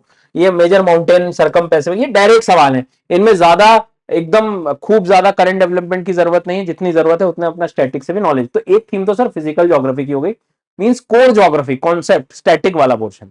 इसके बाद में आगे यदि हम जाएंगे तो ये मोस्ट इंपॉर्टेंट चीज है, दैट इज इश्यूज बेस्ड। देखो यार, आपको समझना पड़ेगा कि इश्यूज क्या होते हैं। मोर देन 15 क्वेश्चन है। इश्यूज मतलब ज्यादातर इशू हमें, हमारे लिए, हमारे इश्यूज, हमारी समस्या, मतलब इनडायरेक्टली ज्यादातर इंडिया से रिलेटेड है कि इंडिया में क्या समस्या हो सकती है। सबसे इंपॉर्टेंट बात, ज्योग्राफी जो सबसे बड़ी दिखती है इंडिया में, हिमालयन माउंटेन। अब हिमालयन रीजन में लैंडस्लाइड की समस्या है सर, ये रिपीट 2 बार 3 बार क्वेश्चन रिपीट हो गए हैं। ठीक है, वेस्टर्न, और आप देखोगे तो दोनों के कंपैरिजन के साथ 2 बार ऐसे रिपीट हो गए कि वेस्टर्न घाट और हिमालय का लैंडस्लाइड के बारे में इशू, तो ये इशू हो गया। कल को हो सकता है एक क्वेश्चन इनफेक्ट आ चुका और आगे भी आ सकता है कि यहाँ सिर्फ लैंडस्लाइड इशू नहीं है, बढ़ता टूरिज्म जो है वो भी एक प्रॉब्लम कर रहा है, तो कब इन्वायरमेंट से कनेक्ट होके आ जाए। अब फिर क्या होगा कि मान लो डिजास्टर मैनेजमेंट का टेस्ट दे देगा तो क्लाउड बस्ट के बारे में पूछ लेगा थोड़ा सा, ठीक है, कई बार फ्लैश फ्लड आ गए, या कई बार जो ग्लेशियर पिघल के और फिर कई बार ग्लेशियल लेक आउटबर्स्ट हो जाता है, तो इशू बेस्ड आपको इंडिया के पहचानने पड़ेंगे, ठीक है। अब बाकी तो एग्रीकल्चर, वाटर प्रॉब्लम, वाटर का भी आप मान लो ऐसे नहीं पूछेगा तो अर्बन फ्लडिंग के बारे में पूछ लेगा। तो इंडिया में क्या समस्या है उस थॉट में आप ये वाले इस पैटर्न को समझें। इसके बाद में एक तीसरी थीम है नेचुरल रिसोर्सेज, भारत के भी और साथ ही साथ में इसमें इंडस्ट्रीज में मैंने इंक्लूड कर दिए, वर्ल्ड के रिसोर्सेज भी। लेकिन ध्यान रखना कि बहुत कॉमन इंडस्ट्रीज पे ज्यादा काम नहीं करने लगे आजकल, ये थोड़ी अजीब इंडस्ट्री के बारे में, जैसे मान लो फॉर एग्जांपल की जूट की इंडस्ट्री के बारे में पूछ लिया, धीरे से कॉटन इंडस्ट्री के बारे में पूछ लिया। अब जैसे अपने को मालूम है कि अब थोड़ा डेवलपमेंट हो रहा है तो कोई भरोसा नहीं कि सेमीकंडक्टर इंडस्ट्री से रिलेटेड कोई क्वेश्चन आ जाए या चिप मैन्युफैक्चरिंग इंडस्ट्री से आ जाए कि क्या चैलेंजेस हो सकते हैं। नहीं तो कुछ मान लीजिए उदाहरण के तौर पे थोड़ा सा और अपडेट कर दिया तो लिथियम आयन बैटरीज और इस तरह से इस नई इंडस्ट्रीज के बारे में पूछा जा सकता है। तो इंडस्ट्री थोड़ी सी अलग प्रकार की आती, बाकी तो ये रबर वगैरह का बेसिक कहानी है। तो आपको ये थोड़ा सी एक थीम पहचाननी पड़ेगी। बाकी तो ये बेसिक्स हैं आयरन एंड स्टील वगैरह, बट इसके बियॉन्ड आपको थोड़ा सा जाना होगा। एक और बस इसमें कहूंगा कि आर्कटिक रीजन जो है, आर्कटिक रीजन को अच्छे से पढ़ना है, क्योंकि जैसे जैसे ग्लोबल वार्मिंग के कारण पानी मतलब ग्लेशियर मेल्ट हो रहे हैं तो कई बार अपॉर्चुनिटीज आ रही है मिनरल्स की वहां पर। इसके साथ में रिपीटेड थीम्स है, करीब 5 से 6 थीम्स ऐसी ही मैंने लिखी हैं जो रिपीट होती हैं, like flood, water management, soil melting, जैसे मैंने अभी आपको कहा लैंडस्लाइड एक्सेट्रा। तो एटलीस्ट आप ये सर मतलब कुछ मैंने ऐसी थीम्स निकाली थी जो लर्नर को बहुत मतलब मदद करेंगी। मित्रों, इसके लिए सुदर्शन सर ने एक पूरा वो नए हैंडआउट पे काम कर रहे हैं कि करीब उन्होंने 50 से ज्यादा ऐसे टॉपिक्स आइडेंटिफाई किए हैं जो कि ज्योग्राफी, एनवायरनमेंट, डिजास्टर मैनेजमेंट, उनमें मतलब पुराने पेपर्स बाकी सब चीजों को देखते हुए जो काम के लगते हैं। और ऐसा नहीं कि सिर्फ प्रिडिक्ट करने के लिए जो यूट्यूब पे लिस्ट बना दी, no, he is going to actually teach the topics and they are going to be in the handout power point also. तो सर इसके बारे में मेंस क्यूईपी प्रोग्राम रहेगा, उसमें यही प्लान किया है मैंने कि एक तो पीवाईक्यूज का तो डिस्कशन होगा ही, मेंस के मॉडल आंसर भी मैं देने का प्रयास करूंगा। ये 50+ टॉपिक इस तरह से मैंने अपन बनाएंगे कि कुछ तो मैं जो कॉन्सेप्चुअल पार्ट है, जो क्लास में समझाने वाली चीज है, वो भी मैं करा दूंगा, और साथ ही साथ मेरा प्रयास ये है कि मैं कुछ रीडिंग रेफरेंस मटेरियल भी दूंगा कि जैसे अभी तो मैंने टॉपिक बना दी और क्या प्रोबेबल क्वेश्चन बन सकते हैं, उसी का मैं आपको एक तरह से 200-300 वर्ड का एक राइटअप दे दूंगा, करंट कॉन्टेक्स्ट बता दूंगा। तो मान लो लेट से सपोज कि direct for example polar vortex से नहीं आया क्वेश्चन, पर करंट डेवलपमेंट में कुछ भी होगा तो कभी भविष्य में काम आ सकता है उसको। अब ये कितना बढ़िया गजब की एक टॉपिक है सर, थीम है कि हम कहते हैं इन्वायरमेंट में सारी दुनिया आगे आ गई, दुनिया आ गई, लेकिन यदि कोई ध्यान से देखे तो सिर्फ नॉर्थ वर्ल्ड जो है हमारा, वही उसी ने अपना सब डेवलपमेंट भी कर लिया है और वही आगे रहता है। अफ्रीका और नीचे वाले कंट्रीज के बारे में किसी ने कुछ नहीं सोचा। तो ऐसा नहीं लगता क्लाइमेट डिवाइड हो रहा है? तो इस थीम पे कई बार ऐसे सवाल बन सकते हैं, थोड़ा सा लॉजिकल सवाल बन सकते हैं। तो ये सारी चीजों पे फोकस करा है। सर इसमें एक दो प्रश्न लर्नर्स की तरफ से जो मैं आपको पूछना चाहूंगा। फॉर एग्जांपल, ये जो चीजें जैसे ये प्राइमरी रॉक और स्टेट इस्थेमस, ऐसा टिपिकल पूछने का शायद पहले रिवाज नहीं था, ये अचानक से बॉम्ब फूटा है। हाँ। तो अब इसको देखते मतलब फिजिकल ज्योग्राफी कितना और कहां से तय किया जाए? सर मुझे ऐसा लगा, आपका बिल्कुल कहना सही, लेकिन देखो अब मैं आपके सामने 4-5 टॉपिक ऐसे बता सकता हूँ जैसे ओशन करंट, साइक्लोन, ठीक है, प्लेट टेक्टोनिक, वोल्केनो। अब ये जो मेन टॉपिक थे रिपीट होने लगे थे, मतलब जो मेन आते थे, जी, जी। जो फेमस टॉपिक्स हैं वो हो गए थे, रिपीट हो गए थे। एयर मास पूछ लिया है, साइक्लोन पूछ लिया, अब बचा क्या फिजिकल में, या अब लिखा हुआ है सिलेबस में। तो मुझे लगता है बहुत ही बेसिक चीजों पे आ चुके हैं। तो यहाँ हम ये भी एक्सपेक्ट कर सकते हैं कि कुछ नया इस बार आ जाए जो फिजिकल में कोई कॉन्सेप्ट ही नहीं था, जैसे वो एक बार मेंटल प्लूम पूछ लिया था इन्होंने। जी जी जी। तो इस बार लर्नर्स को थोड़ा तैयार रहना होगा इन सब चीजों के लिए भी। अच्छा सर, एक दूसरा प्रश्न ये था कि जैसे ये पूछा रबर प्रोड्यूसिंग कंट्रीज और वो उसमें एनवायरमेंट इशू, अब जीसी लियोंग वगैरह में या कुछ माजिद हुसैन में वो सिर्फ बताते हैं कि यहाँ ये चीज पाई जाती है। अब इसके बियॉन्ड जाके ये जो चीजें पूछ रहे हैं, how to go about this? अब सर वही चीज है कि ये बिना न्यूज़पेपर के, बिना डाउन टू अर्थ के जैसे आर्टिकल्स हम लोग करते हैं, जिसमें आप जो आर्टिकुलेट मैगजीन बना रहे हैं या मेरा हफ्ते भर का जो इश्यूज आ रहे हैं रिलेटेड विद यूट्यूब पे, उनमें ये सब चीजें एक्स्ट्रा कवर करने वाला हूं मैं। तो ये सारी बातें बिना रीडिंग्स के नहीं बनेंगी सर। तो आधा क्वेश्चन बन जाएगा, आधा नहीं बनेगा, तो उसके लिए अपने को रीडिंग लगेगी सर। ये आपने सर सही कहा। और दूसरा की जो 150 वर्ड 250 वर्ड में ये चीजें बनानी होती हैं, तो जीसी लियोंग वगैरह में या जो 2 लाइन की मुद्दा है उधर से स्टार्टिंग बस हो, हाँ, आगे करने के लिए जरूरत पड़ती है। तो पर्सनली मुझे लगता है सर वो जो माजिद हुसैन की वर्ल्ड ज्योग्राफी की किताब कुछ लोग बोलते हैं, but I don't find it relevant for the scope of exam, क्योंकि वो तो जनरल नॉलेज जैसा दिया ना, हर सर देश में मतलब क्या मिलता है। एक बात क्लियर है कि जब भी चीजें इन्वायरमेंट से कनेक्ट होगी या डिजास्टर मैनेजमेंट से कनेक्ट होगी, किताबों का काम खत्म हो जाएगा, क्योंकि हर चीज करंट अफेयर। अब डिजास्टर मैनेजमेंट में भी जो नेशनल प्लान होगा वो अपडेट करना पड़ेगा, एटलस वल्नरेबिलिटी एटलस अपडेट करनी पड़ेगी, तो सारा कंटेंट अपडेटेड ही रखना पड़ेगा। नहीं एब्सोल्युटली सर, तो इसीलिए मित्रों मतलब एक तो तैयारी बेशक खुद से भी हो सकती है, बट स्ट्रक्चर तरीके से जो एक्सपीरियंस टीचर्स हैं उनके द्वारा की जाए तो इट विल हेल्प यू। और ये जो सर ने सब उसे स्ट्रक्चर तरीके से कुछ 50 टॉपिक्स की पूरी लिस्ट बनाई है, उसको आप करें। अब देखिए ये इधर कोई ऐसा शेयर मार्केट टाइप का नहीं चल रहा है कि ये टॉपिक आइडेंटिफाई किया और इसमें से प्रश्न आएंगे, but at the same time I would say कि प्रीलिम्स के मुकाबले मेंस में इस टाइप का जब आप कुछ बनाते हैं, शॉर्टलिस्ट करते हैं, उसका स्ट्राइक रेट या संभावना वही थोड़ी ठीक ठाक रहती है, मतलब क्योंकि सीमित चीजें बार बार रिपीट होने वाली है। इसमें ना बिल्कुल आप सर सही कह रहे हैं, जैसे मेन मकसद यही था। मैं ये नहीं कह रहा हूँ कि मिलेट का क्वेश्चन आ जाए, बट इस आर्टिकल के लिए मैं आपको जो करंट कॉन्टेक्स्ट दूंगा वो यूज हो जाएगा आपको कहीं। करेक्ट, तो इतना आप खुद निकालोगे तो इतना समय नहीं है अब आज के लिए, इसलिए लर्नर्स के लिए अपन कर रहे हैं। इधर नहीं पूछा तो मेंस पेपर 2 में वो माल न्यूट्रिशन का मुद्दा या मेंस पेपर 3 में कॉपरिंग पैटर्न है, उस पर आएगा ही मिलेट्स का सीधा, या आप लिख सकते हैं। सो यस, तो मित्रों सर के सब कोर्सेज चल रहे हैं, चाहे वो एनवायरनमेंट हो, डिजास्टर मैनेजमेंट या geography, for both prelims mains, और मेंस की अलग क्वालिटी एनरिचमेंट प्रोग्राम बोल के सर अलग से ये पूरी सिस्टम बना रहे हैं। सारी चीजें डिस्क्रिप्शन में दी है, take benefit of it. Sir इसके बाद हम आगे बढ़ते हैं, और ये जो पूरे उनकी क्लास का स्ट्रक्चर है, डाउट क्लियरिंग, प्रीलिम और मेंस, और इस बार वो मेंस आंसर राइटिंग की भी सब चीजें उसमें करवाने वाले हैं, learning with maps and polls, और सारी अपनी अन अकेडमी के सिस्टम से अब वाकिफ है। सर इसके बाद आगे बढ़ते हैं, तो now we have completed history, society and geography, now we move to mains paper 2। Mains paper 2 में आते हैं 4 मुद्दे, पॉलिटी, गवर्नेंस, वेलफेयर और इंटरनेशनल रिलेशंस।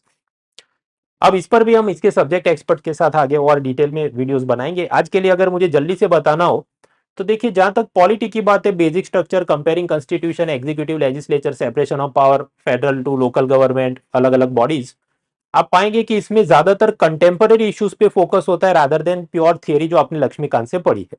तो इसके लिए आपने पिछले 2 साल के जो भी करंट अफेयर पीडीएफ फाइल्स, उसके कंपाइलेशन और उसमें जो जो इश्यूज बर्निंग रहे, चाहे बिल्स हो, एक्ट्स हो, जजमेंट्स हो, उसको आप देखिए। कुछ बार ऐसा भी होता है रैंडम कुछ पूछ लेते जजमेंट कि ये सेंट्रल एडमिनिस्ट्रेटिव ट्रिब्यूनल और उसके ऊपर हाईकोर्ट के बीच कुछ तनातनी हुई, उसका पूछा, जो हमने कभी सोचा भी नहीं हो कि ऐसा कुछ हुआ था। दूसरा हम पाते हैं कि जो पंचायती राज बॉडीज या दूसरी जो भी बॉडीज है, human right commission, minority commission वगैरह, तो उनमें पूछने का एक टोन रहता है कि इनकी क्या वीकनेस है, क्या ये आपको लगता है अपना काम बहुत बेहतरी से नहीं कर पाए। So those type of points you should gather, including way forward कि हमें इसमें ये रिफॉर्म्स लेने की जरूरत है। So that is the general theme for preparing the pure polity constitution part. दूसरा जो मुद्दा बनता है वेलफेयर, वेलफेयर में देखिए, welfare protection, poverty, hunger, health, education, economic reforms, घिसे पीटे मुद्दे रिपीट हो रहे हैं। डायरेक्ट बेनिफिट के ट्रांसफर के क्या फायदे हैं, पॉवर्टी, हंगर, एजुकेशन में भारत ने क्या नई नीति बनाई, या फिर कि क्या हम अभी तक अच्छा प्रदर्शन क्यों नहीं कर पाए। माइक्रो फाइनेंस और सेल्फ हेल्प ग्रुप, इनका एक फेवरेट टॉपिक 2-3 बार रिपीट हो चुका है। इसका मतलब सोर्स क्या है, तो या तो इकोनॉमिक सर्वे के आप पिछले 5 साल के सब देख लो, जो भी उसके introduction, conclusion and themes identified, और योजना कुरुक्षेत्र मैगजीन के प्रीफेस आप देख लो 2 साल के, तो भी आपको काफी कुछ मिल जाता है। फिर कुछ बार पूछने का रिवाज था FDI policy for various sectors. हालांकि आजकल आप पाएंगे एफडीआई में बहुत ज्यादा रिफॉर्म हुए नहीं, आई थिंक लास्ट वो किया था इंश्योरेंस के बारे में, तो ये थोड़ा कम लगता है। पॉलिसी मेकिंग के कुछ प्रश्न आते हैं, मेरी एडवाइस ये रहेगी कि आप 1-2 केस स्टडी खुद से ही बना के रखो, ताकि जो भी पूछे डिजाइन इम्प्लीमेंटेशन में ये खामियां थी या ये सुधार की जरूरत है। सो मैनेजेबल, क्योंकि रिपीटेटिव चीजें आती। उसके बाद मुद्दा आता है governance, accountability, NGO, pressure group, role of IAS. अब इसमें कुछ ऐसे टॉपिक है जो हर बार नहीं पूछते, जैसे role of pressure group, role of IAS. अब वो करना है तो आप कोई भी गवर्नेंस की बुक एम लक्ष्मीकांत या वो एम कार्तिकेयन की है, अदरवाइज जो भी कोचिंग मटेरियल या पीडीएफ आप यूज कर रहे हैं, दैट यू कैन डू, और उसको आप एनरिच करें with current affairs PDF files. For example की किसानों का प्रेशर ग्रुप, इंडस्ट्रियलिस्ट का प्रेशर ग्रुप, उनके चलते सरकार ने अपनी नीतियों में हाल के समय में पिछले 2 साल में क्या बदलाव किए। फॉर एग्जांपल की जैसे प्रोडक्शन लिंक्ड इंसेंटिव स्कीम है, लेकिन उसमें कुछ सेक्टर नहीं थे, फिर इंडस्ट्रियलिस्ट लॉबी ने कि हमें ये चाहिए, उस हिसाब से ड्रोन पे ज्यादा सब्सिडी दी जाए, या फिर कि उसकी जो कट ऑफ डेट है उसको एक्सटेंड किया जाए, वगैरह बहुत सारी चीजें चलती है। So you can enrich your answer like that, newspaper current affairs PDF file पे नजर होनी चाहिए। ई गवर्नेंस के नाम पे आजकल आप देखते हैं तो थोड़ा लेटेस्ट चीजें पूछते हैं, तो आर्टिफिशियल इंटेलिजेंस की क्या एप्लीकेशंस है, fourth industrial revolution, digital India infrastructure, उसके बारे में लेटेस्ट इकोनॉमिक सर्वे ने भी बढ़ चढ़ के बात है, यूपीआई, बीम और ओएनडीसी वगैरह चीजें, तो उस पर आपका फोकस होना चाहिए। इस पे मतलब करने के लिए क्या, यही सब मंथली पीडीएफ से लेके इकोनॉमिक सर्वे के आसपास अपनी बात हो। So that was about governance and welfare. Now last topic of mains paper 2 is international relation. International relation में देखिए, एक तो अपने नेबर्स के साथ अपने क्या रिश्ते हैं, दूसरे अपने नॉन नेबर्स जो अपने पड़ोसी नहीं लेकिन दूर है, अमेरिका, फ्रांस, ऑस्ट्रेलिया जैसे कदावर मजबूत देश, उनके साथ क्या नीति है। डायोस्पोरा, भारत के लोग जो विदेश चले गए, हालांकि उसके बारे में हर साल नियमित रूप से नहीं पूछते, पर थोड़ी नजर होनी चाहिए, खासकर ये जो भी मतलब रेस्क्यू ऑपरेशन, रिहेबिलिटेशन ऑपरेशन चल रहे हैं, से लेके बहुत कुछ। फिर इंटरनेशनल ग्रुप्स अग्रीमेंट और उसकी भारत पे क्या असर हो रही है, इसका अगर सोर्स निकाले तो वही सब मंथली पीडीएफ कॉलम्स और इंटरनेशनल रिलेशन की कोई भी पतली सी किताब, study material, NCERT class 12 political science, वो आजादी के बाद का क्या क्या चला, उसके आसपास आप जोड़े तो I think around 4 questions are asked. जरूरी नहीं कि सारे क्वेश्चन सॉल्व हो जाए, पर उसमें 2-3 तो आप बना सकते हैं। So that was about international relation. Now we move to mains paper 3, जहां पर ये economy, agriculture, environment, science, tech, internal security सब आता है। सबसे पहले हम बात करें इकोनॉमी की। डिपेंडिंग ऑन द ईयर 125 से लेके 150 मार्क्स, ये और मतलब मेंस पेपर 1 2 3 को कंबाइन करो, कुछ ना कुछ हो जाता है। नाउ इकोनॉमी के अंदर वैसे सिलेबस के हिसाब से inclusive growth, budgeting, impact of liberalisation, infrastructure, investment में से इतने इतने सब पूछे, पर ये ग्राफ को इतना आप जोर ना दीजिए। कुल मिलाकर इकोनॉमी में 2 जात के सवाल आते हैं। एक तो होते हैं वही घिसे पीटे मुद्दे, इंक्लूसिव ग्रोथ, जीडीपी और सस्टेनेबल डेवलपमेंट ग्रोथ। फिर आता है पॉवर्टी और जॉब क्रिएशन कैसे करोगे, तीसरा एक्सपोर्ट कैसे बढ़ाओगे, मैन्युफैक्चरिंग इंडस्ट्री को क्या तकलीफ है, क्या फोकस है, जीएसटी और एफडीआई में क्या नीतियां नहीं बदली, और पब्लिक प्राइवेट पार्टनरशिप के क्या प्रॉब्लम्स। तो you find if you go through 2013 से नया सिलेबस आया तब से लेके अब तक देखो, यही चीजें रिपीट होती है। So this is one set of question. दूसरे कुछ बार आते हैं अतरंगी रैंडम बॉम्ब्स, जैसे कि जीडीपी कैलकुलेशन में 2015 में क्या रिफॉर्म लिया, उसका 2020 में कुछ प्रश्न पूछा, तो वो तो मटेरियल में हमने सब इतना याद रखा ना हो, पढ़ा ना हो। फिर एक बार पूछा कि बजट में ये long term capital gains tax में क्या बदलाव किया, मतलब चार्टर्ड अकाउंटेंट जैसा पूछ लिया। फिर कुछ पूछा कि 14 फाइनेंस कमीशन की फॉर्मूला क्या थी, जबकि 15 फाइनेंस कमीशन भी अपना रिपोर्ट देके बैठा, तो हम सब तो 15 फाइनेंस कमीशन करके 14 का इतना कौन करे। So yes, there are some crazy questions like this asked, पर उस पे बहुत ज्यादा हमें लेफ्ट राइट नहीं करनी चाहिए। पहला अपना फोकस होना चाहिए उन सब क्लीशेड चीजों को खत्म करने की। ये सब कहां से खत्म होंगे, तो बहुत आसान है। इकोनॉमिक सर्वे जब से मोदी सरकार आई, मतलब 2014 से, हालांकि आप इतने सारे भी ना कर पाए तो कम से कम पिछले 3 से 5 साल के इकोनॉमिक सर्वे डाउनलोड करो और उसके सब इंट्रोडक्शन, कंक्लूजन पढ़ोगे हर एक चैप्टर के, तो भी इतना ज्ञान हो जाता है कि अपने आप ज्यादातर चीजों में आप लिख सकते हैं। और बाकी करंट इश्यूज जो भी पीडीएफ, मंथली पीडीएफ वगैरह चल रहा है, that much if you do, बाकी अपनी सब सीरीज कोर्स वगैरह तो है ही। Now talking about my courses for economy, देखिए मैंने फरवरी, मार्च, अप्रैल, मई में अपना prelim specific course post corona batch number 9 रफ्तार कंप्लीट किया था, और अभी जून महीने से मैं शुरू कर रहा हूं मेंस के लिए जो क्वालिटी एनरिचमेंट प्रोग्राम है, तो जून, जुलाई, अगस्त में मैं उसके पर फोकस करने वाला हूं। और यहां पर economy not only for mains paper 3 but also for mains paper 1, 2 and 4। Paper 1 में भी आता है पॉवर्टी एंड वो सब इशू, पॉपुलेशन इशू। पेपर 2 में भी वेलफेयर, हंगर वगैरह है। पेपर 3 में तो है ही। पेपर 4 में कॉर्पोरेट गवर्नेंस के नाम पे कुछ आपको समझ होनी चाहिए, कंपनीज एक्ट वगैरह की। All those things will be covered, PYQ भी, हैंडआउट भी और मॉक टेस्ट भी। और उसमें ये सारे 6 के 6 पिलर में हम उसको डिस्ट्रीब्यूट करके पढ़ने वाले हैं। कुल मिलाकर टॉपिक वाइज ये वीडियो पॉज करके देखना कि कितने मार्क हर जगह पूछ रहे हैं। हालांकि जो मैंने प्रीलिम वीडियो में बोला था कि अब ये ग्राफ बाफ चार्ट पैटर्न नहीं, सब कुछ कॉम्प्रिहेंसिवली तैयार करके जाना चाहिए, उसी में अपनी भलाई है। So live lectures, power point, rapid revision, handout, mains की answer writing with evaluation facility, weekly doubt resolution, ये सब इसमें होने वाला है in our mains quality enrichment programme. लेकिन मित्रों मैं कहूं कि अपना ये जो मेंस क्वालिटी एनरिचमेंट प्रोग्राम है, तो ये वो जो स्काउट गाइड और एनसीसी कैडेट होता है उनका फाउंडेशन कोर्स नहीं है भाई। That is you already covered, वो प्रीलिम्स और उससे पहले आप करके आए, ऐसे अपने जो भी आरएम बैच वगैरह चलते हैं। ये तो मतलब एडवांस कमांडो ट्रेनिंग है, तो उंगली पकड़ के इधर आपको चलाएंगे नहीं, ये मान के चलेंगे आपको सीधा एडवांस स्ट्रेटेजी सिखानी है, और जो क्रैश कोर्स टाइप का कॉम्प्रिहेंसिव बता के आगे चलना होता है, दैट टाइप ऑफ कोर्सेस आते हैं। सो प्री रिक्विजिटीज वो सब आप खत्म करके आए, तो फिर आप इधर मीन्स वाले इन कोर्सेज में बैठेंगे तो आपको फायदा होगा। Now current affairs in economy, उसका भी अपना एक महत्व है। उसको हैंडल करने के लिए देखिए, जैसे G20 समिट 2023 में होने वाली है, तो इसमें हम क्या तैयार करें, कोई अंत है ही नहीं। Every day in Indian Express and the Hindu so many columns are coming, ये करना है वो करना है, कोई ना कोई उनकी छोटी मोटी समिट होती रहती है। पर आपको याद रखना है, इस टॉपिक की औकात नॉट मोर देन 250 वर्ड्स है, राइट। तो अपने पास ऑलरेडी टेम्पलेट रेडी होने चाहिए कि इंट्रोडक्शन में मुझे क्या लिखना है, G20 का ओरिजिन, इकोनॉमी के कुछ एंगल की बात करनी है कि रिसेशन आ रहा है, टैक्स इवेजन हो रहा है, बिटकॉइन की तकलीफ है, ग्लोबल मिनिमम टैक्स, वोडाफोन वगैरह टैक्स चोरी, टैक्स अवॉइडेंस करते हैं। So you prepare such things. Environment के कुछ एंगल आप करेंगे कि जैसे मिशन लाइफ, रिसाइकलिंग और पंचामृत और वन सन, रिन्यूएबल एनर्जी। तो ये सब एरियाज ऑफ कोऑपरेशन में कहाँ कहाँ कितना काम हो सकता है, like that. Once you prepare the content, तो फिर जो पूछे उसमें आपको उसे लगा देना है। तो ये सब चीजों को आप उस हिसाब से, अपनी जो एक्सपर्ट पैनल है पूरी सारे सब्जेक्ट्स की, they are going to cover the topics and it will help you.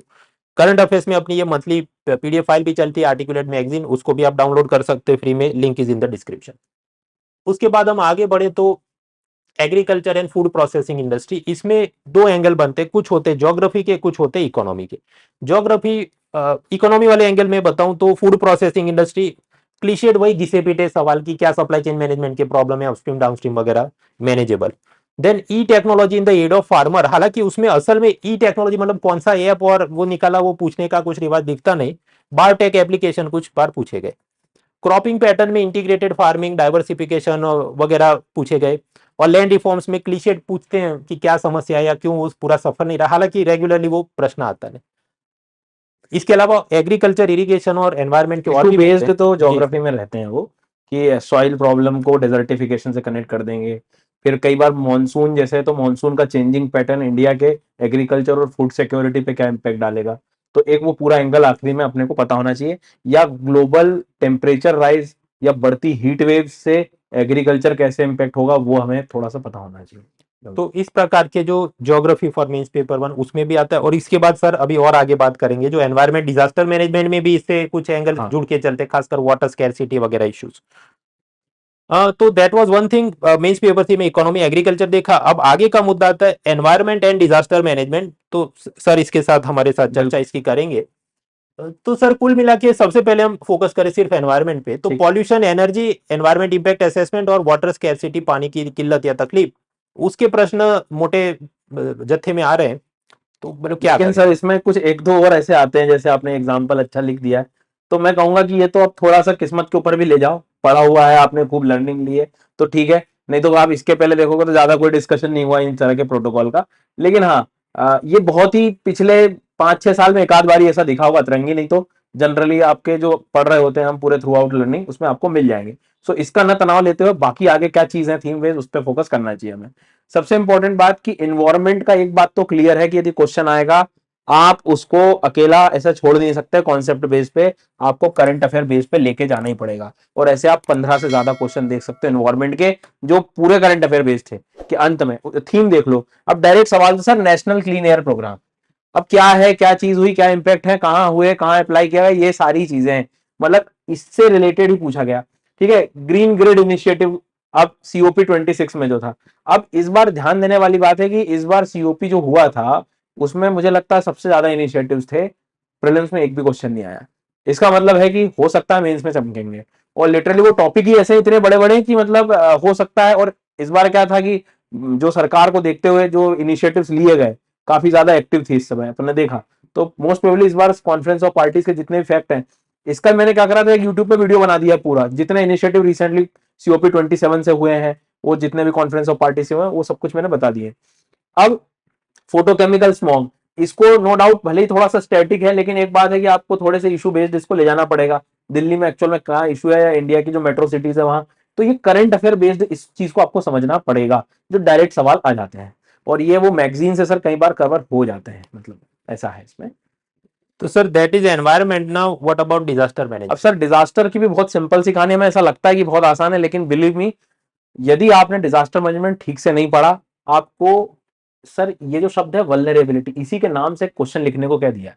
शब्द ही नहीं पता हमें व्हाट इज वल्नरेबिलिटी। जब बाद में पता लगता है कि भाई वल्नरेबिलिटी इतना बेसिक टर्म है और इतना जरूरी टर्म है पूरे डिजास्टर मैनेजमेंट में, तो इसको एक्सप्लेन। अब क्यों पूछा, तो जब आप 2005 का एक्ट ओपन करके देखेंगे तो पूरा सामने लिखा हुआ है कि इस पूरे डेफिनेशन में लिखा हुआ है।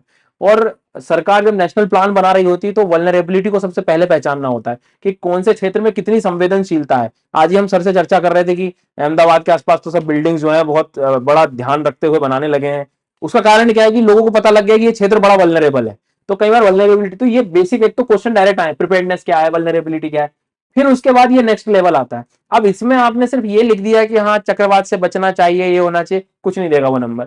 रिसेंट जितनी भी टेक्नोलॉजी डेवलपमेंट हुआ है या अर्ली वार्निंग सिस्टम्स डेवलप हुए हैं वो सब पता होना चाहिए। साथ ही साथ नेशनल पूरे जो एक्शन प्लान है हमारे इंडिया के वो पता होना चाहिए।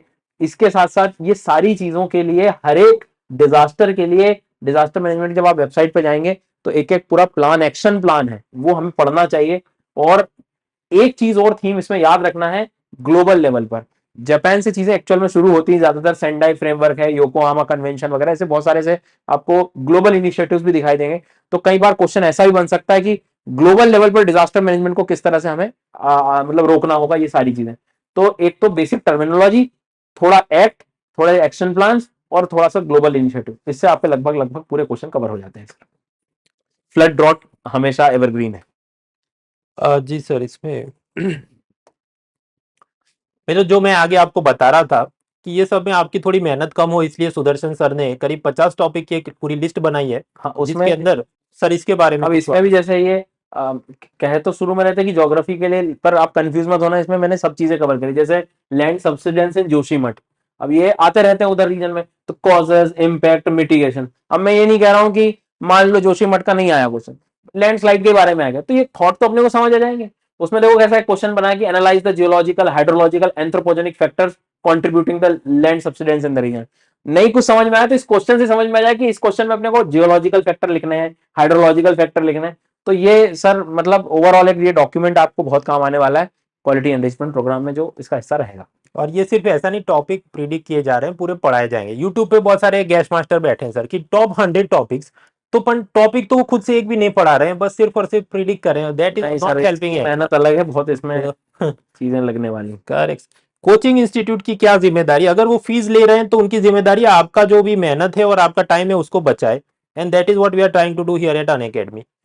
तो सर हम लोग आगे बढ़ते हैं। बिल्कुल sir. So we are talking about the environment and disaster management, उसके बारे में सर ने बात करी।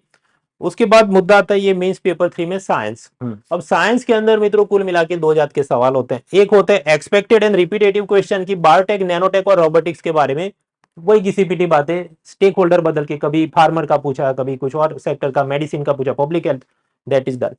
और दूसरे होते हैं कुछ रैंडम बॉम्ब्स, जैसे कि ब्लू एलईडी का क्या महत्व है, सेल्यूलोज से CO2 कैसे बनता है, जेम्स वेब टेलीस्कोप, आपका मैंने तो नाम सुना है, पर भाई इधर जेम्स वेब टेलीस्कोप 250 वर्ड्स में पूछा था लास्ट एग्जाम में, सो दैट रिक्वायर्स एफर्ट। अब उसमें आप कितना एफर्ट डाल सकते हैं वो आप देख लो, अदरवाइज जो क्लीशेड चीजें पूछी जा रही है उसको तो पहले खत्म करना ही चाहिए। तो भी सर करंट अफेयर्स की मैगजीन पे फोकस करेंगे तो कंटेंट मिलेगा। जी जी सर, वो और उसमें भी वही बात, अब वो सब ग्राफ का एनालिसिस छोड़ दो कि अच्छा ये पूछ रहे हैं तो नहीं करूंगा, ये नहीं पूछ रहे हैं, you prepare everything that is humanly possible within the time and resources available to you. Mains paper 3 में जो आखिरी मुद्दा बचता है दैट इज इंटरनल सिक्योरिटी, जिसमें development, extremism, border security, cyber security, organise crime के बारे में प्रश्न आते हैं। अब यहाँ पर भी वही बात है, कुछ तो एक्सपेक्टेड क्वेश्चन आतंकवाद, नक्सलवाद, सीमा सुरक्षा के बारे में, और कभी कभी रैंडम बॉम्ब आते हैं कि केरला का साइबर डोम प्रोजेक्ट क्या है, ओवरग्राउंड वर्कर, वो टेररिस्ट के साथ जुड़े वो क्या ऐसे लोग हैं। फिर पिछली एग्जाम में ऐसा पूछा S-400 एयर डिफेंस सिस्टम के बारे में, आप वो तो रशिया से खरीदेंगे, मिसाइल को तोड़ सकता है, पर उसमें भी 150 वर्ड्स में पूछा था। तो जब आप लिखने बैठते हो एक पन्ना A4 साइज का, पीछे वाला भी कुछ लिखना पड़े तब जाके उतनी वर्ड लिमिट होती है। So do you have that vocabulary, articulation skill, you have to develop that. और उसमें भी कुछ तो चीजें आपको न्यूज़पेपर कॉलम वगैरह से, मंथली मैगजीन से मिलती हैं, और कुछ जो पूरी जियोपॉलिटिकल अंडरस्टैंडिंग आपको लेनी है वो IR के बुक्स, वो NCERT पॉलिटिकल साइंस वगैरह से आप लेते हैं। So yes, you have to put some effort there also. और उसके बाद हम आखिर में चलते हैं, that is mains paper 4 ethics. Yes friends, तो हम लोग देख रहे थे मेंस की strategy, mains paper 1, mains paper 2 के बारे में देखा, mains paper 3 complete. Now we are at mains paper 4 ethics, integrity, aptitude, और उसमें हमारे साथ चर्चा के लिए प्रतीक सर वापस मौजूद हैं। हाँ सर, एक तो किस प्रकार की इसकी सिलेबस है और उसमें क्या तैयारी की रणनीति? सर एथिक्स 3 पार्ट में डिवाइडेड है। एक है फिलोसफिकल पार्ट जहाँ value system, sources of ethics, mainly हमको कीवर्ड बेस्ड क्वेश्चंस आ रहे हैं कि what is integrity, what is honesty, क्या ऑनेस्टी यूनिवर्सल है कि नहीं है, how will you differentiate between honesty and integrity as well, या what is accountability, accountability versus responsibility क्या है। तो एक पार्ट है आपका फिलोसफिकल बेसिस, वहाँ थिंकर्स सेंट्रिक भी सवाल आते रहते हैं, जो हिस्टोरिकल थिंकर्स है, वर्ल्ड के थिंकर्स है और इंडियन थिंकर्स है, आपने क्या क्या चीजें सीखी है सोर्सेज के पॉइंट ऑफ व्यू से। दूसरा पार्ट है वो है साइकोलॉजी का portion, that is related to the attitude portion, that is related to the emotional intelligence, जैसे यहाँ पे आपने ईक्यू एंड अलाइड पोर्शन में डाला हुआ है। और तीसरा ये जो फिलोसफिकल और साइकोलॉजी का पार्ट है उसका दोनों का मिक्सचर आता है पब सेंट्रिक, है ना। तो पब्लिक एडमिनिस्ट्रेशन, पब्लिक लाइफ में क्या इंपैक्ट है, जैसे सिविल सर्विसेज की वैल्यू क्या है, वर्क कल्चर के अंदर क्या क्या प्रॉब्लम है, कंपैशन क्यों जरूरी है। अब कंपैशन एज अ वैल्यू और compassion as a part of attitude, है ना, कि आपका एटीट्यूड क्या होना चाहिए, कंपैशन होना चाहिए कि नहीं होना चाहिए, कंपैशन क्यों होना चाहिए एक मूल्य के रूप में, वो फिलोसफी का पार्ट है। तो ये तीन सब्जेक्ट का मिक्सचर है, philosophy, psychology and we can say the application of both this aspects into the public life, that is in the form of the case studies, okay। तो मेनली हम लोग यहाँ पे ये देखते हैं कि कोड ऑफ कंडक्ट रिलेटेड सवाल आ गया, करप्शन को कैसे डील किया जा सकता है, कैसे करप्शन को कम किया जा सकता है, अलग अलग प्रकार के यहाँ से केस स्टडीज और हमको एप्लीकेशंस पूछेंगे। मेरा एथिक्स के अंदर सर बहुत ही इंटरेस्टिंग एक एक एनालिटिकल स्किल मतलब मैं कहूँगा कि मैंने ऑब्जर्व किया है, वो ये है कि खास करके हम लोग जो थिंकर्स देखते हैं, थिंकर्स के ऊपर कोटेशंस आ रहे हैं। मैं ये कहूंगा कि थिंकर्स को लेके बहुत लोगों को लग रहा है कि बड़ी बड़ी बुक, और आपने भी जैसे यहाँ स्लाइड्स के अंदर डाला है, बट आप कुछ स्पेसिफिक थिंकर्स के कोटेशंस को अभी से ही याद रख दो। क्यों याद रखो, क्योंकि वहां से एक तो सवाल आते रहते हैं, कोर्ट सीधा सीधा निकाल के पूछ देता है। मैं जैसे फॉर एग्जांपल डेमोक्रेसी के रिलेटेड आपको 2-3 कोर्ट्स पता होने चाहिए, आपको इसी तौर के ऊपर ऑनेस्टी के रिलेटेड 1-2 कोर्ट्स पता होने चाहिए, चाणक्य के कोई कोर्ट्स है तो उसके रिलेटेड हम लोग तो हिस्टोरिकल बेसिस के रूप में थिंकर्स तो कुछ कुछ पढ़े होंगे, जैसे स्वामी विवेकानंद हिस्ट्री के अंदर पढ़ा होगा। हो सकता है कि आपको ग्रीक और सोक्रेट्स के रिलेटेड कुछ पूछ दिया, मतलब ग्रीक फिलोसफी के अंदर से, तो कहीं ना कहीं आपने अपनी फिलोसफी ऑप्शनल या उसके साथ लिंकअप किया होगा। तो उसके लिए स्पेसिफिक कोई बुक को ढूंढना तो बहुत टफ होगा, आपको उसकी पब्लिक लाइफ के अंदर जो इम्प्लीमेंटेशन है, वो कोर्ट्स को कैसे आप रिकॉल कर सकते हो, उसकी एग्जीक्यूशन, मतलब mainly what you have studied उसकी एप्लीकेशन करनी है, नॉलेज का पार्ट का, तो that is in the form of wisdom sir, okay. तो पेपर इसका उतना कॉम्प्लिकेटेड नहीं आता, लेंदी जरूर आता है सर। पिछली बार का एथिक्स का पेपर था, बड़ा लेंदी रहा है, कैंडिडेट्स के क्वेश्चन नहीं सॉल्व हो पा रहे थे, ऐसी भी हालत हुई क्योंकि प्रैक्टिस नहीं की गई थी। दूसरा, सब में एक ही प्रकार के एग्जाम्पल्स लिखते हैं, मतलब उनको कहेंगे ऑनेस्टी तो ये एग्जाम्पल, इंटीग्रिटी ये एग्जाम्पल, अकाउंटेबिलिटी, अरे भाई सब में एक ही एग्जाम्पल है। तो आप क्या करिए कि एक तो 25-30 कीवर्ड्स, क्योंकि वैल्यूज इन पब्लिक सर्विसेज का अभी से लिस्ट बना दीजिए। अगर मुझे ऑनेस्टी का एग्जांपल देना है तो मैं टीचर का दूंगा, लॉयर का दूंगा। ये एथिकल डिलेमा का सवाल आ गया मुझे कि से फॉर एग्जांपल एक डॉक्टर के लिए एथिकल डिलेमा क्या होगा सर, है ना। पेशेंट से पैसे भी लेना है और पेशेंट की सेवा भी करनी है, ज्यादा पैसा लेना, उसको ब्रांडेड मेडिसिन लिख देना against the generic medicine, it's an example of ethical dilemma, right. तो you preempt, you can actually preempt sir. Ethics के तो ऐसे सवाल आ रहे हैं कि आप प्रीएम्प्ट कर सकते हो कि अच्छा इस परिस्थिति में ये एग्जांपल कोट करूंगा। तो आप 30 एग्जांपल लिखिए, 30 एग्जांपल्स की अभी से ही एक पूरा फॉर्मूला बना दीजिए और उसकी एप्लीकेशन कीजिए, और उसी के ऊपर से केस स्टडीज आते हैं sir. Case studies is actually related to public life dilemmas only. In fact sir newspapers can be a very good example of the case studies, क्योंकि अभी भी जो करप्शन रिलेटेड इश्यूज हमको मिलेंगे, सेकंड एआरसी का एक रिपोर्ट है, सेकंड एआरसी का सेकंड एडमिनिस्ट्रेटिव रिफॉर्म्स कमीशन का हमें एक रिपोर्ट मिलता है जिसका नाम ही एथिक्स इन पब्लिक सर्विसेज। तो उसको जरूर से, पब्लिक एडमिनिस्ट्रेशन के रिलेटेड है, वो जरूर से पढ़ के जाना, और साथों साथ न्यूज़पेपर्स के साथ आप एग्जांपल्स को कोरिलेट करिए, और पिछले 10 साल के केस स्टडीज करेंगे तो एथिक्स में अच्छा खासा मार्क्स आएंगे सर। ये आपने गहरी बात करी, एथिक्स की केस स्टडी पिछले 10 साल की करेंगे तो वही क्वेश्चन रिपीटेटिव की ब्रिज है बन रहा है और इंजीनियर को करप्शन करना है कि नहीं करना है, या जल्दी से उद्घाटन करना है लेकिन क्वालिटी अच्छी नहीं है, same things are getting repeated, तो सॉल्व द पीवाईक्यू। जी सर, इसमें एक चीज और भी ऐड करना चाहूंगा, एथिक्स के केस स्टडीज भी हमने अनअकैडमी में स्पेशल क्लासेस के साथ किए हुए हैं। हमारे top educators along with a very senior bureaucrat IAS officer Krishna Mohan sir है, उनके साथ हमने एथिक्स के स्पेशल क्लासेस के केस स्टडीज किए थे। तो मैं तो कहूंगा कि कैंडिडेट्स पिछले 10 साल के वो केस स्टडीज देख लेंगे तो उससे भी सॉल्यूशन करवा देंगे सर। डेफिनेटली। सो उसके बाद मित्रों अभी 3 चीजें बचती हैं, निबंध का paper, compulsory language and optional subject. सबसे पहले हम बात करें निबंध की। निबंध में आप जानते हैं 2 सेक्शन होते हैं, हर सेक्शन में कुछ 4 सवाल, उसमें से आपको एक पिकअप करना है।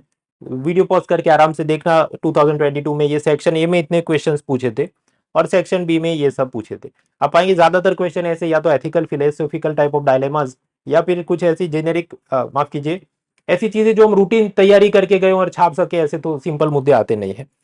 कई बार लोग मुझे पूछते हैं कि क्या उसकी रणनीति होनी चाहिए, तो माय फर्स्ट एडवाइस इज बाकी सारे सब्जेक्ट का पूरा कोर सिलेबस आप कंप्लीट करो, तभी जाके आप वहां पर बात कर सकते हैं। कि जैसे आप history, disaster management, geography, environment, ये सब कॉम्प्रिहेंसिवली समझेंगे, तब आपको इंटरनेशनल रिलेशंस की समझ आएगी और उसका कुछ आप अच्छा निबंध लिख पाएंगे। So first requirement is you complete the core syllabus of major GS subjects for prelims and mains. दूसरा आप ये करिए, योजना कुरुक्षेत्र पिछले 2 साल के डाउनलोड करके, पूरा नहीं पढ़ना है, चीफ एडिटर का प्रीफेस 1 पन्ने का जो होता है शुरुआत में प्रस्तावना या आमुख, उसको पढ़ेंगे, आपकी वोकेबुलरी क्लीन हो जाएगी। और आपकी वो कुछ भी पूछा गया, मैं महिलाओं के बारे में, रूरल डेवलपमेंट के बारे में, योगा के बारे में, आयुर्वेद के बारे में, इतना तो लिख ही सकता। फिर लास्ट 5 ईयर के इकोनॉमिक सर्वे के सिर्फ इंट्रोडक्शन और कंक्लूजन जो दिए जाते हैं चैप्टर्स के शुरू और अंत में, उसको पढ़िए अपनी लैंग्वेज क्लीन करने के लिए। इग्नू का MPS 003 मॉड्यूल जो फ्री में आप डाउनलोड कर सकते हैं उनकी अपनी ऑफिशियल वेबसाइट से, उसमें इंडिया की सब society governance, women weaker section, उनके सब इश्यूज की आज़ादी और उससे बात क्या हुआ, वो सब बातें you can use it for quotation at many places. Then NCERT text books, खास करके सोशियोलॉजी और पॉलिटिकल साइंस क्लास 11-12 सिलेक्टिवली पढ़िए, वर्ल्ड हिस्ट्री सिलेक्टिवली पढ़िए, इट विल हेल्प यू।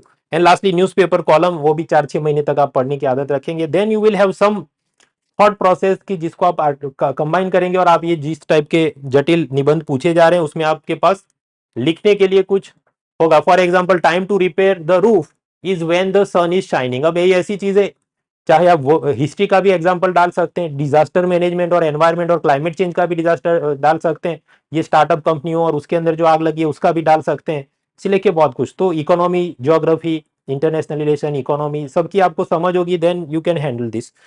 तो उस टाइप की डेप्थ जो 2-3 अटेम्प्ट देने के बाद आती है, वो आप लाएंगे, तब आपको अच्छे उसमें मार्क्स मिलेंगे।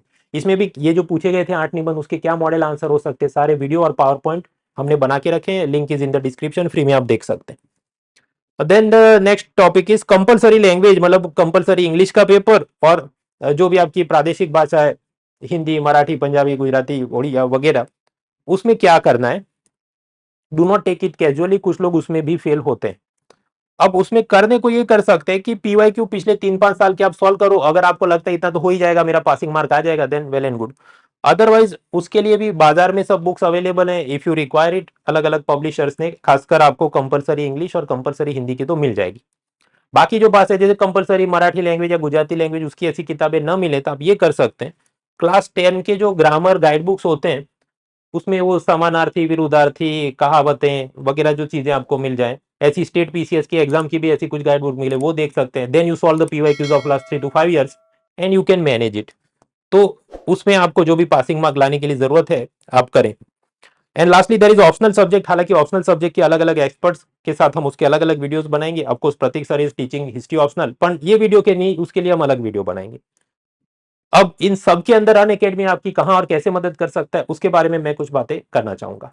तो मित्रों, यूपीएससी मेंस 2023 को अब करीब 90 डेज आर लेफ्ट, और वहां पर आपकी अलग से तैयारी करवाने के लिए अनअकैडमी लेकर आ रहा है मेंस क्वालिटी एनरिचमेंट प्रोग्राम। ये फाउंडेशनल प्रोग्राम नहीं है कि जैसा एनसीसी और स्काउट एंड गाइड को शुरुआती तालीम, वो सब कंप्लीट हम कर चुके हैं अलग अलग बैचेज में, इधर सब सीधी एडवांस कमांडो ट्रेनिंग टाइप का टारगेट है अपना, कि लेक्चर्स हम पढ़ाएंगे, study material and mock test with evaluation. अब यहाँ लेक्चर्स में खास बात ये होगी कि सब्जेक्ट एक्सपर्ट्स अपने तो लेक्चर कंप्लीट करेंगे, पर साथ ही साथ निबंध जो पूछे जाते हैं, अब उसमें कुछ निबंध ऐसे हैं जो एनवायरमेंट, डिजास्टर मैनेजमेंट, ज्योग्राफी के साथ जुड़े हैं, तो सुदर्शन सर उसकी अलग से चर्चा करेंगे। इकोनॉमी के साथ जुड़े तो मैं अलग चर्चा करूं, हिस्ट्री के साथ जुड़े तो प्रतीक सर चर्चा करें, and so on. So that is one round of things. और उसके बाद ऐसे कि अपने जो सब्जेक्ट एक्सपर्ट है वो तो अपनी बातें रखेंगे। स्टडी मटेरियल की बात है तो फ्रेश पावर पॉइंट और हैंडआउट्स बनाए जा रहे हैं, और ये सब ऐसा नहीं कि हम बोलने के लिए बोल रहे हैं, जैसा मैं आगे भी आपको बता रहा था, geography, environment, disaster management for mains paper 1 and 3, उसके लिए सर ने, सुदर्शन सर ने करीब 50 टॉपिक की एक अलग लिस्ट बनाई है, कॉम्प्रिहेंसिवली उसके नए सब मॉडल आंसर हैंडआउट सब बनाया जा रहा है। Similarly for the history subject also, Prateek sir ने कुछ ऑप्शनल सब्जेक्ट में कौन से थीम पूछे उससे रिपीट होके जीएस में कौन से थीम पूछे, ऐसा सब एनालिसिस करके कुछ 50 टॉपिक्स की एक लिस्ट बनाई है, उसकी वो फ्रेश सब मटेरियल रेडी कर रहे हैं। सेम वे इकोनॉमी के अंदर मैं अपना मटेरियल उसको निखार रहा हूँ, और बाकी सब्जेक्ट में भी ये काम हो रहा है। So like that this mains quality enrichment program is planned.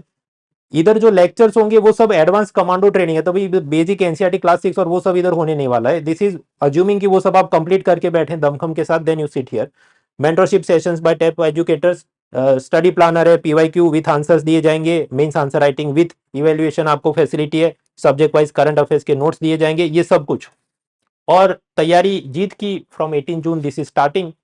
बाकी सब डिटेल्स डिस्काउंट वगैरह डिस्क्रिप्शन में, आप उसको यूज करें। सर आप इसके बारे में और हमें बताना चाहें।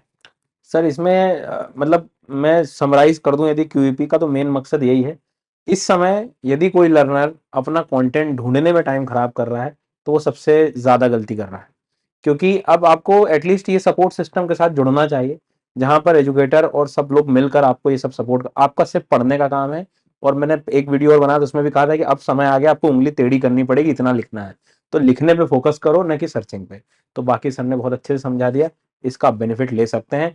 इसमें जो प्लस लर्नर्स हैं ऑलरेडी इनको ये फ्री में मिल रहा है, और जो जिनका प्रीलिम्स क्लियर हो गया है उनको डिस्काउंटेड प्राइस में है, और जो लोग सब्सक्रिप्शन आगे लेंगे उनको भी ये अवेलेबल हो जाएगा फ्री में।